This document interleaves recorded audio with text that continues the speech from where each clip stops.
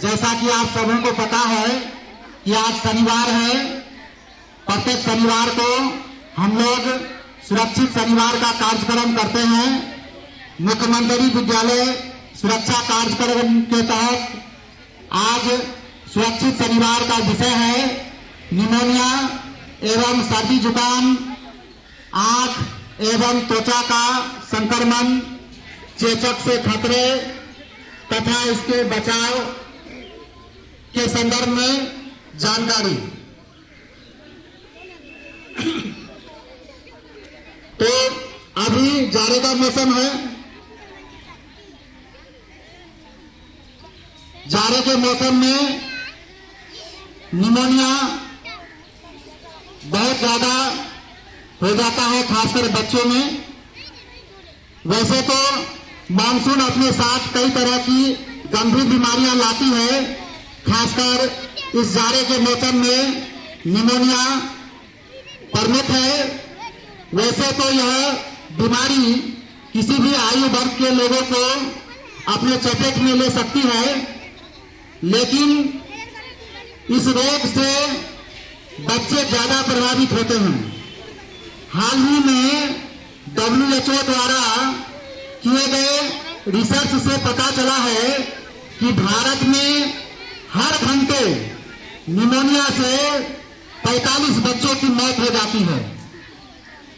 यानी करीब हर मिनट में देश में एक बच्चा निमोनिया का भेंट चढ़ जाता है। इसलिए समय रहते निमोनिया का इलाज बहुत जरूरी है। निमोनिया एक संक्रमण है जो बैक्टीरिया, वायरस और कवक से फैलता है। इसमें फेफड़ों में हवा रहने के लिए बनी छोटी थैलीनुमा संरचनाओं में सूजन के साथ तरल पदार्थ या पीप इकट्ठा हो जाता है, जिससे बलगम युक्त खांसी, बुखार, ठिठुरन और सांस लेने में कठिनाई होने लगती है।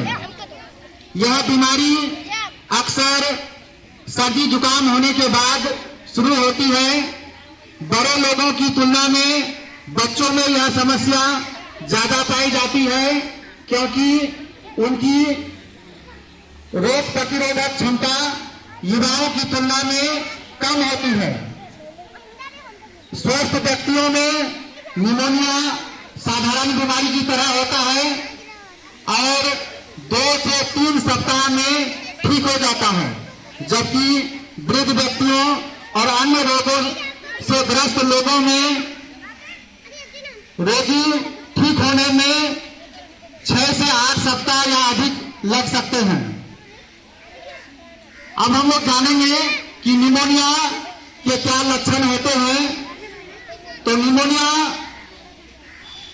के अधिकतर रोगियों में शुरुआत में सर्दी बुखार के लक्षणों से शुरू होती है और बाद में तेज बुखार, ठिठुरन और बलगम के साथ खांसी हो जाते हैं। फेफड़ों से भूरा या हरा बलगम खांसी से बाहर निकलता है। तेज गति से सांस चलता है और सांस लेने में कठिनाई होती है। दस्त, सिर दर्द, मांसपेशियों और जोड़ों में दर्द होता है। थकावट और अत्यंत कमजोरी लगता है। छाती में दर्द जो गहरी सांस लेने पर बढ़ जाता है। तेज हृदय गति और रात में पसीना आता है। इस तरह के लक्षण दिखने पर रोगी को डॉक्टर को दिखाना जरूरी हो जाता है और रोगी का छाती का एक्सरे और सीटी स्कैन, बलगम जांच, ब्लड जांच किया जाता है। निमोनिया से हम बचने के लिए क्या सावधानी बरतें, क्या परहेज करें, इसके लिए भी हमें जानने की आवश्यकता है। तो निमोनिया की संरचना को कम करने के लिए संपूर्ण टीकाकरण जरूरी है।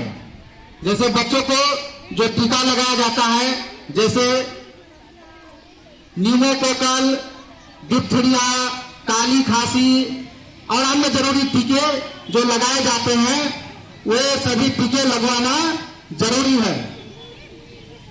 खांसते हुए अपने मुंह और नाक को ढक लेना चाहिए ताकि इसके बैक्टीरिया और वायरस न फैले। जब हम खांसी करते हैं तो हमें ये ध्यान रखना चाहिए कि रुमाल मुंह में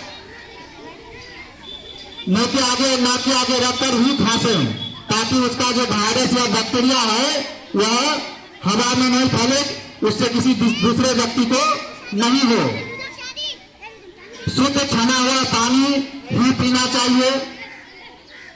लहसुन, अदरक, मिर्च और प्याज फेफड़ों और श्वसन तंत्र के लिए बहुत लाभकारी होते हैं, इसलिए इसे नियमित रूप से लिए जाने चाहिए। व्यायाम और योग निमोनिया के उपचार के लिए काफी कारगर है, जिसमें अर्धचक्रासन और धनुषासन प्रमुख योग आसन है। ठंडी चीजों से दूर रहें और ऐसे पदार्थों से दूर जिनमें कृत्रिम पदार्थ जैसे कि परिरक्षक, रंग, स्वाद और यौगिक डाले गए हों, इसका सेवन नहीं करना है। ठंडे पदार्थों का सेवन नहीं करना है और ये ध्यान रहे कि ठंडे के मौसम में हमेशा हम गर्म कपड़े पहने हुए रहें। और इसमें चेचक भी है। चेचक का तो टीका सबसे पहले लेना जरूरी है जो बच्चे में दिया जाता है, और चेचक के टीकाकरण से चेचक के प्रभाव को कम किया जाता है। तो हमें ध्यान रखनी है, अभी सर्दी का मौसम है, अभी ज्यादातर सर्दी, खांसी, बुखार, निमोनिया हो जाता है, तो हमें जाड़े से बचने की आवश्यकता है। इस बात का हम लोग ख्याल रखेंगे। ठीक है, धन्यवाद।